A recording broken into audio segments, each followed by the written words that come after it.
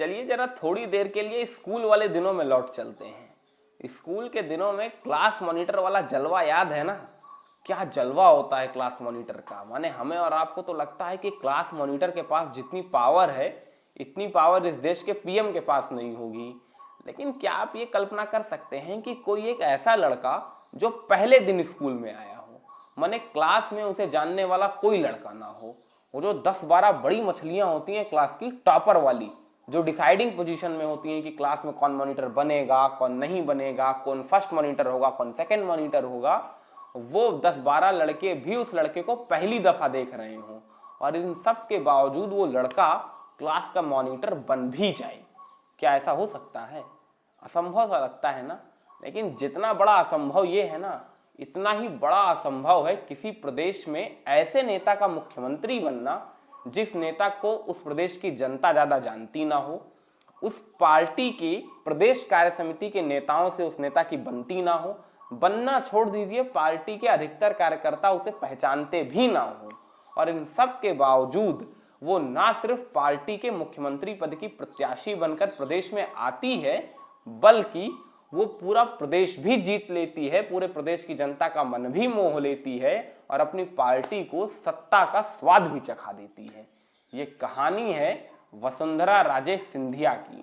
वसुंधरा राजे सिंधिया के मुख्यमंत्री बनने की कहानी जितनी दिलचस्प है ना, मुख्यमंत्री बनने के बाद की कहानी उससे भी ज्यादा दिलचस्प है। लेकिन फिलहाल इस वीडियो में हम आपको उनके मुख्यमंत्री बनने की वो कहानी सुनाएंगे जिसमें बिना राजस्थान आए, बिना राजस्थान की बड़ी नेता बने, बिना राजस्थान में सर्वमान्य पार्टी के चेहरे बने, वसुंधरा राजे सिंधिया ने मुख्यमंत्री पद तक का सफर तय कर लिया। कैसे तय कर लिया?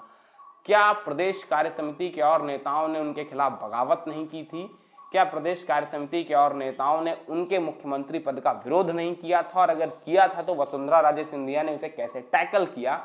इन तमाम बातों के सहारे आज के इस वीडियो में हम आपको वसुंधरा राजे सिंधिया के मुख्यमंत्री बनने की पूरी अंडर कवर स्टोरी समझाएंगे। वसुंधरा राजे सिंधिया के निजी किस्सों वाले वीडियो में हमने आपको बता दिया था कि किस तरह से वसुंधरा राजे सिंधिया अपने ससुराल धौलपुर को छोड़ के अपने मायके ग्वालियर में अपनी मां विजया राजे सिंधिया के पास रहने आ गई थी। अगर वसुंधरा राजे सिंधिया के निजी किस्सों को जानना चाहते हैं तो वीडियो का लिंक डिस्क्रिप्शन बॉक्स में है, क्लिक करके उस वीडियो को पूरा देख सकते हैं।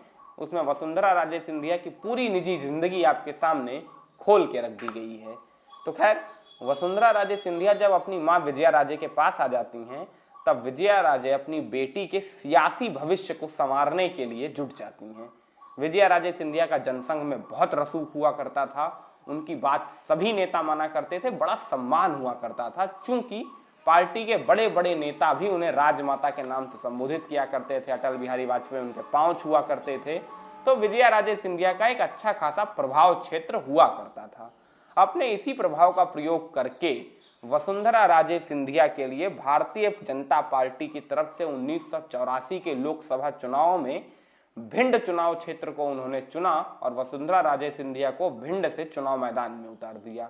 लेकिन ये इंदिरा गांधी की हत्या के बाद के चुनाव थे, जिसे आडवाणी ने बाद में शोक सभा के चुनाव कहे थे। बड़े बड़े नेताओं के तंबू उखड़ गए भाई साहब। अटल बिहारी वाजपेयी खुद ग्वालियर से हार गए थे, तो वसुंधरा राजे सिंधिया का जीतना नामुमकिन था और जीती भी नहीं। भिंड से उनके खिलाफ लड़ रहे कृष्ण सिंह, जो कांग्रेस के प्रत्याशी थे, उन्होंने वसुंधरा को 88,000 वोटों से पराजित करके चुनाव में पूरी तरह से अपदस्थ कर दिया। वसुंधरा के लिए ये उनके कैरियर का पहला चुनाव था, जो उनके कैरियर में पहली हार लेके आया। पहली बार में ही पराजय का झोंका मिला, जिससे वसुंधरा का मन सियासत से डगमगाने लगा। लेकिन विजया राजे सिंधिया जानती थी कि सियासत का पहला चुनाव हारने के लिए ही होता है। वैसे एक इंटरेस्टिंग बात याद आ गई, आपको बीच में दे देता हूं। काशीराम का बड़ा अच्छा स्टेटमेंट है पहले चुनाव हारने को लेके। काशीराम हमेशा कहा करते थे कि पहला चुनाव होता है हारने के लिए, दूसरा होता है हरवाने के लिए, और तीसरा होता है जीतने के लिए। तो ये सियासत की बड़ी पुरानी टैगलाइन है, जिसे विजया राजे सिंधिया भली प्रकार जानती थी। तो विजया राजे सिंधिया ने सोचा कोई बात नहीं, पहली हार है, आगे आगे बिटिया सीखती जाएगी। लेकिन अब बिटिया को सीखने के लिए बिटिया का लोकसभा क्षेत्र भी तो समझ में आना चाहिए, बिटिया लड़ेगी कहां से। तो ऐसे ही दिल्ली कार्य समिति की बैठक हो रही थी, जिसमें विजया राजे भी पहुंचती हैं, पार्टी के आला नेता पहुंचते हैं, और इन नेताओं में से एक नेता का नाम था भैरव सिंह शेखावत। भैरव सिंह शेखावत माने राजस्थान में भारतीय जनसंघ और भारतीय जनता पार्टी का पर्याय बिंदु। माने भैरव सिंह शेखावत का मतलब भारतीय जनता पार्टी और भारतीय जनता पार्टी का मतलब भैरव सिंह शेखावत राजस्थान के अंदर इतनी बड़ी शख्सियत हुआ करती थी। माने बिग थ्री कहे जाते थे भाई साहब, भारतीय जनता पार्टी और भारतीय जनसंघ के लाल कृष्ण आडवाणी, अटल बिहारी वाजपेयी और भैरव सिंह शेखावत। और इन्हीं भैरव सिंह शेखावत से विजया राजे सिंधिया ने वसुंधरा राजे के चुनाव हारने की बात बताई और अपना मंतव्य भी स्पष्ट किया कि वो चाहती हैं बिटिया राजनीति में आगे जाए। तो भैरव सिंह शेखावत 2 मिनट तक सोचते हैं और सोचने के बाद जवाब देते हैं, बिटिया को मायके से हटा दीजिए और ससुराल शिफ्ट कर दीजिए। विजया राजे पूछती हैं मतलब? भैरव सिंह कहते हैं माने ग्वालियर से चुनाव लड़वाने का इरादा छोड़ दीजिए और धौलपुर से चुनाव लड़वाइए, जीत जाएगी। विजया राजे कहते हैं कन्फर्म? भैरव सिंह का जवाब होता है 100% कन्फर्म, क्योंकि मुझे वसुंधरा की उस ताकत का इल्म हो गया है जो आपको भी नहीं हुआ है, और उस ताकत के बलबूते वसुंधरा राजस्थान में जहां जहां जाएगी जीत उसके कदम चूमेगी।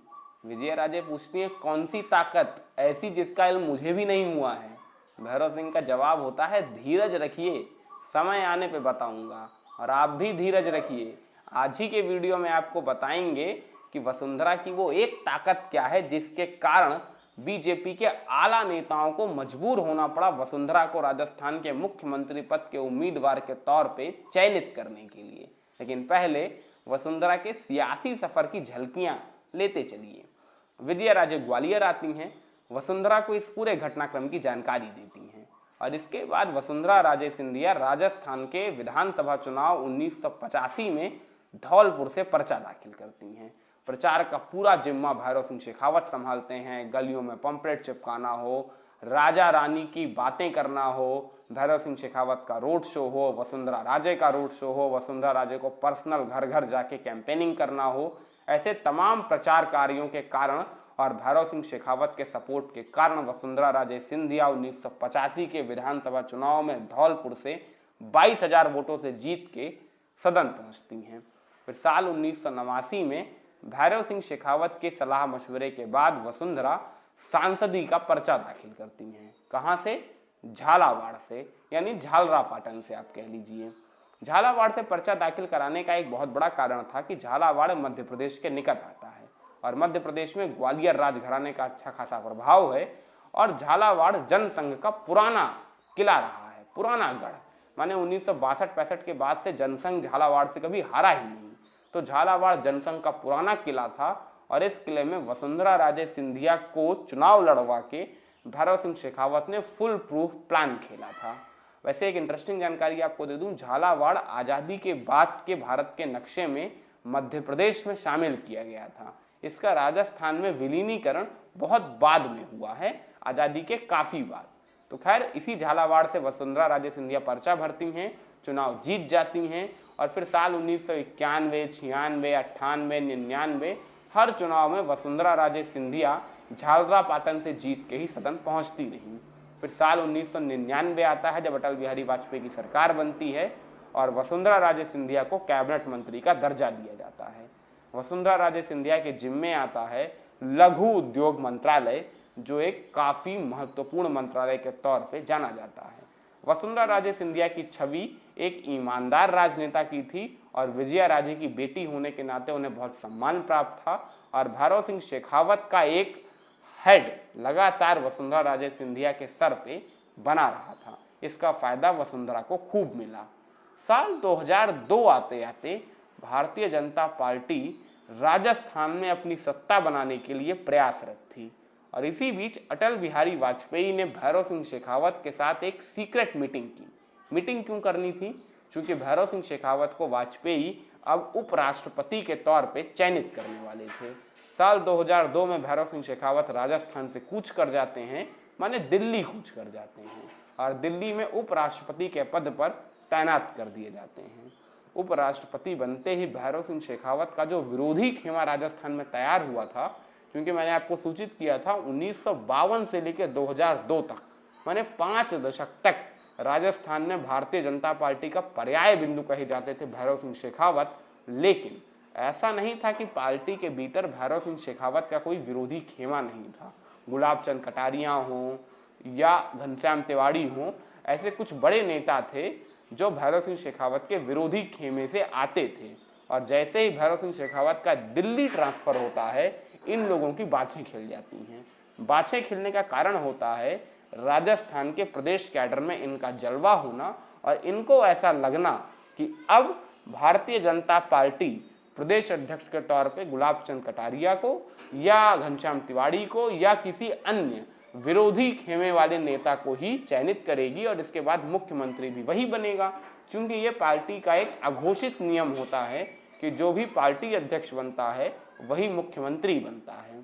लेकिन इन तीनों को ये पता नहीं था कि भैरव सिंह शेखावत इतने कच्चे खिलाड़ी नहीं हैं। उन्हें पता है कब कहाँ कैसे अपना पासा खेलना है। जब 2003 के विधानसभा चुनाव आ रहे थे, उसके पहले ही भैरव सिंह शेखावत ने अटल बिहारी वाजपेयी से एक सीक्रेट मीटिंग की और इस मीटिंग में राजस्थान के प्रदेश अध्यक्ष के पद को लेकर बात की। प्रदेश अध्यक्ष का पद माने भावी मुख्यमंत्री का पद, एक तरीके से सीएम सिलेक्शन। और यहीं पे वसुंधरा राजे सिंधिया की उस एक ताकत का खुलासा करते हैं भैरव सिंह शेखावत, जिसके कारण उन्होंने साल 1984 में विजया राजे से वसुंधरा को मायके से ससुराल भेजने के लिए कहा था। जानते हैं क्या ताकत थी वो थी जातिगत वोटों का ध्रुवीकरण। राजस्थान में जाति व्यवस्था एक कड़वा सच है, लेकिन है।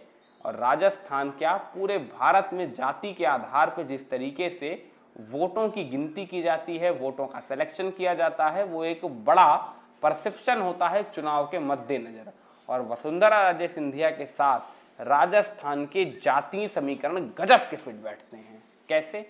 वसुंधरा राजे सिंधिया ग्वालियर के सिंधिया राजघराने से आती हैं, जो कि एक राजपूत राजघराना है। तो वसुंधरा राजे सिंधिया के मायके की वजह से राजपूत जाति पूरी तरह सध गई। राजघराने के तौर पे वसुंधरा राजे सिंधिया जिस राजघराने की बहू बनी थी, वो राजघराना था धौलपुर का जाट राजघराना। तो जाटों की एक काफी बड़ी जनसंख्या राजस्थान में रहती है, जो भी वसुंधरा राजे सिंधिया के जाटों की बहू के तमगे के तले भारतीय जनता पार्टी में शुमार हो सकती थी। और तीसरी ताकत वसुंधरा राजे सिंधिया के बेटे दुष्यंत सिंह की पत्नी निहारिका सिंह हैं, जो गुर्जर जाति से आती हैं। और इस तरीके से वसुंधरा राजे सिंधिया राजस्थान की इन तीन बड़ी जातियों को अकेले साध सकती थी, राजपूत, गुर्जर और जाट। इसीलिए वसुंधरा राजे सिंधिया हमेशा कहती हैं वो राजपूत की बेटी हैं, वो जाटों की बहू हैं और गुर्जरों की समधन है। और ये वसुंधरा राजे सिंधिया की वो पावर पैक ताकत है जो राजस्थान में वसुंधरा को दो दफा सत्ता का सिंहासन दिला चुकी हैं। और इसी फॉर्मूले को अटल बिहारी वाजपेयी को समझा के वसुंधरा राजे सिंधिया को केंद्र से स्टेट में भेजा जाता है। वसुंधरा राजे सिंधिया अब तक राजस्थान से पूरी तरह से कटी थी। झालरा पाटन को छोड़ के उनकी कहीं रैली नहीं आयोजित होती थी। प्रदेश कार्य समिति के अधिकतर कार्यकर्ता तो उन्हें पहचानते भी नहीं थे। लेकिन इन सब के बावजूद भैरव सिंह शेखावत की सलाह पे और वसुंधरा राजे सिंधिया के साथ जाते जातिगत समीकरणों को ध्यान में रखते हुए भारतीय जनता पार्टी के केंद्रीय नेतृत्व ने वसुंधरा को चीफ मिनिस्टर पद के प्रत्याशी के तौर पे यानी पार्टी अध्यक्ष बना के दिल्ली से जयपुर भेजा। वसुंधरा का शुरुआत में मन नहीं था जयपुर जाने का, लेकिन भैरव सिंह की सलाह मान के वसुंधरा जयपुर जाती हैं, लघु उद्योग मंत्रालय से इस्तीफा देगी। वसुंधरा के लिए चुनाव प्रचार की जिम्मेदारी प्रमोद महाजन को मिली। और आप जानते हैं प्रमोद महाजन गजब के ऑर्गेनाइजर थे। टेक्नोलॉजी का प्रयोग करके किस तरीके से चुनाव में क्रांति लाई जा सकती है, ये प्रमोद महाजन को अच्छी तरह से पता था। तब तक राजनीतिज्ञ केवल घरों पर, चौराहों पे पंपलेट चिपकाना जानते थे, लेकिन ये प्रमोद महाजन का आइडिया था कि घरों पे मोबाइल पे कॉल कर करके अपनी पार्टी का एजेंडा सुनाना। और प्रमोद महाजन इसी तरीके के हाईटेक तरीकों के साथ राजस्थान के चुनाव प्रचार में कूदे। और इसके बाद जो एग्रेसिव कैंपेनिंग हुई, वसुंधरा राजे ने यात्रा निकाली, प्रमोद महाजन साथ में खड़े होते थे, प्रमोद महाजन ने पंपलेट चिपकाए, अखबारों में एड्स निकालने शुरू हुए। इतनी एग्रेसिव कैंपेनिंग हुई कि अशोक गहलोत तैयार ही नहीं थे इस कैंपेनिंग से निपटने के लिए। कांग्रेस को अंदाजा ही नहीं हुआ कि कब उसके पैरों के नीचे से जमीन खिसक गई और वसुंधरा और प्रमोद ने सारी महफिल लूट ली। और जब चुनाव के नतीजे आए तब वसुंधरा राजे सिंधिया भारी बहुमत के साथ, प्रचंड बहुमत के साथ मुख्यमंत्री पद के तौर पे चयनित हो चुकी थी। घनश्याम तिवाड़ी, गुलाब चंद कटारिया जैसे विरोधी खेमे के लोग इससे नाराज जरूर थे, लेकिन कुछ कर नहीं सकते थे, क्योंकि केंद्रीय नेतृत्व वसुंधरा के साथ था और वसुंधरा ने अपने चेहरे के दम पे पार्टी को बहुमत दिला के अपनी सफलता के मानदंड भी स्थापित कर दिए थे। लेकिन वसुंधरा की कहानी यहीं खत्म नहीं होती है। वसुंधरा की कहानी का एक बड़ा फेज अब शुरू होता है। अभी तक आपने देखा भैरव सिंह शेखावत के परचम तले पली बढ़ी राजनीतिक तौर पे परिपक्व हुई वसुंधरा, लेकिन आने वाले वीडियो में हम आपको दिखाएंगे भैरव सिंह शेखावत को आंखें दिखाती वसुंधरा। आने वाले वीडियो में हम आपको समझाएंगे वसुंधरा राजे सिंधिया के उन तेवरों की कहानी जिन्होंने भारतीय जनता पार्टी के दो राष्ट्रीय अध्यक्षों को अपनी ताकत का एहसास कराया। वसुंधरा राजे सिंधिया माने एक जिद्दी नेता की वो छवि जिसने पार्टी के राष्ट्रीय अध्यक्षों के सामने झुकने की वो पुरानी परंपरा समाप्त कर दी जो भारतीय जनता पार्टी की परंपरा के तौर पे देखी जाती थी। अमित शाह को आंख दिखाने वाली एकमात्र नेता के तौर पे मशहूर वसुंधरा राजे सिंधिया की कहानी जारी रहेगी हमारे वसुंधरा राजे सीजन पार्ट 3 में। तब तक चैनल पे बने रहिएगा। वीडियो अगर अच्छा लगा हो तो लाइक करिए, शेयर करिए, कमेंट सेक्शन में जाके कमेंट जरूर करिए और हाँ, चैनल को सब्सक्राइब करना मत भूलिएगा, जिससे ऐसे ही इंटरेस्टिंग पॉलिटिकल एनेक्डोट्स लगातार